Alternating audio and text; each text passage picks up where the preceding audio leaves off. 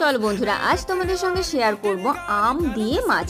তার জন্য ফ্রাই প্যানে তেল দিলে তেল গরম হয়ে এলে তার মধ্যে 5 ফোড়ন শুকনো লঙ্কা দিয়ে আগে থেকে কেটে রাখা কাঁচা আম আমি দিয়ে দিয়েছি। এরপর এর মধ্যে পরিমাণ মতো নুন, পরিমাণ মতো হলুদ গুঁড়ো এবং পরিমাণ মতো জিরে গুঁড়ো, ধনে গুঁড়ো দিয়ে একটু নাড়াচাড়া করে কিছুক্ষণের জন্য সেটাকে ঢাকা দিয়ে রেখেছিলাম। তোমরা এই রেসিপিটার মধ্যে চাইলে ভেন্ডি, পটল এই সমস্ত সবজিগুলো অ্যাড করতে পারো।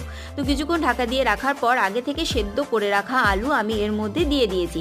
এরপর এর মধ্যে আগে থেকে গ্রেট করা আদা এবং কাঁচা লঙ্কা দিয়ে ভালো করে মশলাটাকে কষিয়ে নিয়ে আগে থেকে ভেজে রাখা পটলও আমি দিয়ে দিলাম।